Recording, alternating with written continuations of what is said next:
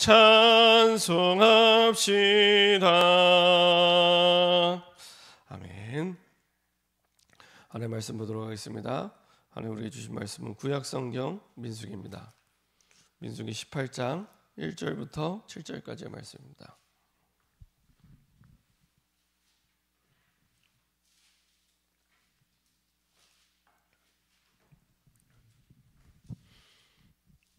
구약성경 민수기 18장 1절부터 7절까지의 말씀입니다. 구약성경 민수기 18장 1절부터 7절까지의 말씀입니다. 다같이 한 목소리로 합독하도록 하겠습니다. 여호와께서 아론에게 이르시되 너와 내 아들들과 내 조상의 가문은 성소에 대한 죄를 함께 담당할 것이요 너와 내 아들들은 너희의 제사장 직분에 대한 죄를 함께 담당할 것이니라. 너는 내 형제 레위 지파 곧 내 조상의 지파를 데려다가 너와 함께 있게 하여 너와 내 아들들이 증거의 장막 앞에 있을 때 그들이 너를 돕게 하라. 레위인은 내 직무와 장막의 모든 직무를 지키려니와 성소의 기구와 제단에는 가까이지 못하리니 두렵건대 그들과 너희가 죽을까 하노라. 레위인은 너와 합동하여 장막의 모든 일과 회막의 직무를 다할 것이요 다른 사람은 너희에게 가까이 하지 못할 것이니라. 이와 같이 너희는 성소의 직무와 제단의 직무를 다하라. 그리하면 여호와의 진노가 다시는 이스라엘 자손에게 미치지 아니하리라. 보라, 내가 이스라엘 자손 중에서 너희의 형제 레위인을 택하여 내게 돌리고 너희에게 선물로 주어 회막의 일을 하게 하였나니 너와 내 아들들은 제단과 휘장 안의 모든 일에 대하여 제사장의 직분을 지켜 섬기라. 내가 제사장의 직분을 너희에게 선물로 주었은즉 거기 가까이 하는 외에는 죽임을 당할지니라. 아멘. 제가 한번 기도하고 말씀 나누도록 하겠습니다. 참 좋으신 하나님 감사드립니다. 다윗에게 미리 주셨고 가지게 하셨고 엘리사가 미리 가지고 다니엘이 미리 가졌던 그 하나님이 함께하는 그 비밀을 날마다 시간마다 때마다 모든 현장마다 누릴 수 있도록 주님 인도하여 주시옵소서. 모든 현장 속에 하나님 실 언약을 붙잡고 말씀 가지고 기도하며 하나님과 함께할 때 하늘 문을 여사 하나님이 말씀 따라 하나님의 뜻에 따라 역사하시고 인도하심을 보게 하시고 확인하게 하시고 누리게 허락하여 주시옵소서. 혼자 있는 시간 빈 시간에 하나님 주신 답과 힘과 행복의 그 축복과 비밀을 누릴 만큼 하나님과 함께하는 행복한 임마누엘의 증인될 수 있도록 축복하여 주옵소서. 하나님이 한 시대 하나님 가장 기뻐하는 영적 서밋으로 우리를 불러주셨사오니 하나님이 주신 언약을 붙잡고 참된 영적 서밋의 축복을 누리는 주인공이 되게 하여 주옵소서. 감사드리며 주 예수 그리스도의 이름으로 기도합니다. 아멘. 오늘 함께 나눌 말씀 제목은 레위인의 직무입니다. 레위인의 직무입니다. 더 정확히 얘기하면 이제 제사장과 레위인의 직무입니다. 그래서 특별히 제사장이 어떠한 직무를 하고 레위인이 어떤 직무를 해야 되는지 어떤 면에서 이제 책무일 수 있죠. 진짜 책임을 가지고 꼭 해야 될 부분, 책임을 가지고 이제 꼭 해야 될 부분에 대해서 말씀 나누도록 하겠습니다. 우리가 모든 상황 속에 모든 문제와 일들과 갈등과 고민 속에 하나님의 말씀을 답으로 붙잡을 수 있다면 그보다 더 중요한 답이 되고 힘이 되는 일은 없습니다.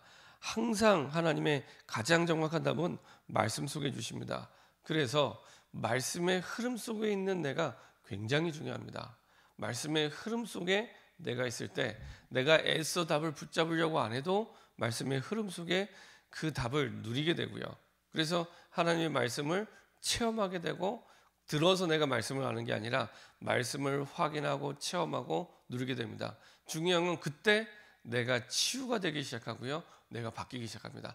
잘 생각해 보시면 내가 언제 치유되고 회복되고 나를 넘어서는 내 한계를 넘어서는 내 생각과 내 마음을 넘어서는 응답을 누리는지 살펴보면 하나님의 말씀을 내가 은혜 받고 하나님의 말씀이 맞구나 확인이 될 때 그때 가장 사람이 변화되게 되고 사실은 가장 사람이 치유되기 시작합니다. 그래서 하나님의 말씀이 죽은 글자가 아니라 살아계신 하나님의 말씀으로 나에게 체험이 될 때 히브리서 4장 12절에 있는 말씀대로 정말로 하나님의 말씀은 활력이 있고 살리는 힘이 있고 그리고 혼과 영과 골수를 찔러 저기까지 의사도 바꾸고 치유할 수 없는 부분까지 근본적인 부분을 바꾸기 시작합니다. 그래서 나를 비롯해서 내 주변에 있는 사람이 정말로 바뀌기 원하고 변화되기 원하면 한 가지만 하시면 됩니다. 내가 진짜 살아있는 말씀의 증인으로 서겠다. 그러시면 됩니다. 정말로 내가 살아있는 말씀의 증인으로 서서 그 말씀이 증인의 고백으로 정말로 바뀌기 원하는 사람에게 포럼이 되기 시작할 때 그때 바뀝니다. 가장 정확하게 바뀌고 가장 분명하게 바뀝니다. 그때 사람이 변화되기 시작합니다. 그 말을 믿든지 안 믿든지 그 영혼은 영향을 받기 시작합니다. 영적 존재이기 때문에 영향을 받기 시작합니다. 그리고 변화되기 시작합니다. 본인은 아니라고 해도 변화되기 시작합니다. 살아계신 하나님의 말씀을 내가 먼저 증인될 때, 그러니까 내가 먼저 체험이 되고 확인되고 느려질 때, 저도 이렇게 특히 이제 잘 안 되는 부분이 이제 가정이잖아요. 그런데 이제 자녀들인데, 그래서 저희 이제 자녀들한테도 내가 좋은 건 알겠는데 이렇게 말을 하면 못 알아듣잖아요. 그때는 막 저도 답답해요. 그러다가 이제 하나님이 원하시는 게 뭐냐 또 질문하고 이제 하나님의 답을 기다리고 확인해 보면 언제나 변함없이 말씀의 증인으로 서는 거구나. 내게 주신 말씀의 증인으로 내가 설 때 그때 바뀌는구나. 그걸요 또 다시 깨닫게 됩니다. 알면서도 저도 이제 말씀의 증인보다는 내 생각과 내 말이 먼저 나가는데 그때는 언제든지 부작용이 생겨요. 근데 정말로 내게 은혜가 됐던, 어떤 경우는 내가 은혜를 넘어서서 충격이 됐던 그 말씀이 폴업이 될 때 이거보다 더 정확하게 분명하게 변화시키는 게 없더라고요. 한 번은 제가 이렇게 말씀의 은혜를 받는데 이제 아이들을 두고 우리 후대를 두고 내가 뭘 기도해야 되나 잠깐 생각하고 기도하는데 딱 주셨던 마음이, 그래, 하나님이 내게 주신 내 인생의 본론은 정말로 우리 아이들을 어떤 직업을 갖든지 어떤 환경에 있든지 전도제자로 키우는 게 가장 확실한 응답인데, 그렇죠? 저는 진짜 우리 교회 와서 우리 교회 주신 목표가 세계복음화 예수제자잖아요. 이게 기가 막힌 기도 제목입니다. 이게 진짜 기가 막힌 기도 제목입니다. 우리 후대를 어떻게 키우면 가장 잘 키우냐? 세계복음화 예수제자로 키우시면 됩니다. 무슨 직업을 갖든지 무슨 일을 하든지 아무 상관없습니다. 세계복음화 예수제자로 키우시면 됩니다. 제가 지난주에도 이렇게 이상민 집사님 우리 시연이 돌예배 드릴 때도 제목이 세계복음화 예수제자입니다. 그냥 시연이 보면서도 하나님이 보실 때 시연이가 어떤 인생을 살면 좋겠냐? 하나밖에 없습니다. 세계복음화 예수제자. 그거밖에 없습니다. 이게 딱 마음에 확신을 주시더라고요. 세계복음화 예수제자 되면 된다. 그래서 이제 아이들도 이제 어렸을 때 기도하는데 한 가지 기도 제목, 그 뒤부터는 한 가지 기도 제목만 계속 기도했습니다. 하여간 깰 때든지 잘 때든지 너희들은 하나님이 전도자로 불러주셨다. 뭐 공부를 잘하든지 못하든지 능력이 있든지 없든지 무슨 직업을 갖든지 안 갖든지 너희들은 전도자로 불러주셨다. 하나님 정말로 세계복음화 예수제자, 세계복음화 전도자 되게 해주세요. 계속 잘 때마다 깰 때마다 계속 얘기해 줬습니다. 그랬더니 어떤 현상이 일어나냐면은 이게 기도를 시키잖아요. 그러면은 이게 기도 제목이 딴 게 안 나오고 아이들도 세계복음화 전도자 이렇게 나오더라고요. 그래, 그거면 돼. 그 속에서 모든 걸 하면 돼. 하나님 오늘 이렇게 마음을 주시는데, 은혜를 주시는데 이거구나 이런 생각이 들더라고요. 그래서요 다른 거 말고 세계복음화 예수제자로, 세계복음화 전도자로 마태복음 28장 16절 20절 우리 교회 주신 언약대로 인도받으면 돼. 저희는 또 이제 저희 가정에 주신 언약이 사도행전 20장 24절이기 때문에 그래, 사도행전 20장 24절 그 말씀대로 정말로 이 말씀 가지고 이 복음 가지고 현장에 달려가서 그리고 이 말씀의 성취를 위해서 세계복음화 전도자로 서면 가장 최고의 인생을 사는 거야. 이보다 더 좋을 수는 없어. 이게 다야. 계속 그러니까 하나님이 제 마음에 확신을 주시니까 계속 그것만 신고 있습니다. 근데 그게 하나님 보실 때 가장 좋은 것이고 가장 중요한 것입니다. 하나님이 내게 주신 말씀 가지고 인도받을 때 그 언약이, 그 말씀이 그냥 지식적인 말씀으로 전달되는 게 아니라, 이론적인 말씀으로 전달되는 게 아니라 증인의 고백으로 내가 체험하고 내가 확인한 말씀으로 전달이 될 때 그때 바뀝니다. 그때부터 흑암이 무너지기 시작하고 하나님의 나라가 임하기 시작하고 그때부터 변하기 시작합니다. 이거는 그때는 내가 바꾸는 게 아니라 그 말씀이 바꿔가기 시작합니다. 이게 영적 존재이기 때문에 정확히 합니다. 영적 존재이기 때문에 이게 지식적으로 말을 전달하는 건지 증인의 고백으로 내가 본 것을 전달하는 건지 정확하게 이 영적 존재는 느낍니다. 불신자도 느낍니다. 그렇죠? 불신자 보디발이 여호와께서 요셉과 함께함을 봤던 것처럼 신자가 아닙니다. 불신자도 영적 존재이기 때문에 그걸 느낍니다. 그래서 하나님이 주신 말씀을 가지고 그 체험된 그리고 확인된 그 말씀이 증인의 고백으로 전달이 될 때 그때부터 우리의 삶의 현장에서 변화되기 시작합니다. 그 가운데 오늘 첫 번째로 레위인들, 제사장들이죠. 레위인 제사장들에는 어떤 책무가 있냐? 직무를 넘어서서 책무죠. 꼭 책임지고 해야 될 일이기 때문에 책무입니다. 어떤 책무가 있냐? 모든 성도의 영적 부분을 책임집니다. 그 가운데서도 말씀이 성취되는 것을 책임지고 있습니다. 그래서 레위인들은 모든 백성을 치유하고 모든 백성을 영적 서밋으로 만들고 세우는, 그래서 모든 백성을 하나님이 기뻐하는 제자로 만드는 그 영적 책무를 가지고 있습니다. 이것이 하나님의 뜻입니다. 이게 이제 레위인을 향한 하나님의 뜻입니다. 그 중심에 뭐가 있냐? 성막이 있고 성전이 있고 예배가 있습니다. 무엇을 통해 하냐? 예배를 통해, 성막을 통해, 성전을 통해. 그래서 가장 영적으로 건강한 제자는 예배 중심, 교회 중심, 그 응답을 가지고 현장 중심, 이렇게 인도받게 되어 있습니다. 두 번째로요, 이렇게 선포된 말씀을 가지고 인도받을 12지파의 대표인 70인 장로들, 그 다음에 그 지파의 두령들은 어떤 응답을 받으면 되냐? 주신 말씀 속에서 세계복음화를 위한 237과 영적 서밋으로, 그리고 치유의 응답을 누리는 미션을 붙잡으면 됩니다. 내가 237을 두고 237의 빈 현장과 치유의 빈 현장과 서밋의 빈 현장을 두고 내가 어떤 사명을 감당하면 되겠는가? 그 속에서 내 남은 생에, 보통 그 한 번밖에 없는 인생이기 때문에 일생이라고 얘기하잖아요. 단 한 번의 인생을 사는데 구원받은 내가, 세계복음화를 위해 부름받은 내가 어떤 사명을 감당하면 좋겠는가? 그 미션을 붙잡고 발견하면 됩니다. 그래서 그 미션을 붙잡고 인도받을 때 사실은 가장 가치 있고 빛나는 인생의 축복과 응답을 누리게 됩니다. 이런 응답을 어디서 찾냐? 역시 예배를 통해, 그리고 교회를 통해, 그리고 그 예배와 성막, 성전을 통해 주신 응답을 가지고, 언약을 가지고 현장에서 확인하고 성취하는 것입니다. 그리고 그 응답을 가지고 다시 이 성전에 와서 하나님께 영광 돌리는. 그래서 똑같은 예배를 드려도, 예를 들면 똑같은 찬양을 드려도요, 그 찬양을 내가 주일날 예배 드릴 때 그 은혜가 다르고, 그 예배 때 드렸던 그 은혜를 가지고 내 현장에서 찬양할 때 또 다르고, 똑같은 찬양인데 똑같은, 예를 들면은 38장 예수 우리 왕이여라는 찬양을 부르는데, 주일날 예배 드릴 때 예수 우리 왕이여 그 찬양을 부르는 은혜가 다르고요, 받은 은혜를 가지고 내가 또 현장에서 그 찬양을 부를 때 다르고요, 그 현장에서 불렀던 그 은혜를 가지고 다시 성전에 와서 예수 우리 왕이를 부를 때 또 그 은혜가 다릅니다. 제가 이제 전도사 때 매주 주일 이제 현장 전도를 갔습니다. 그때는 이제 제가 참사랑교회 있을 때는 이제 가까이에 경찰병원이 있었습니다.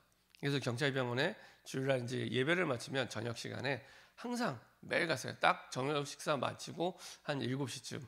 그러면 이제 경찰병원에 이제 보면은 전부 다 정경 의형들이 그 병실을 쓰는 게 아니라 5층만 씁니다. 5층만. 그러면 5층에 이제 전국에 있는 정경 의형 가운데 약간 중증 환자들이 그 병동에 옵니다.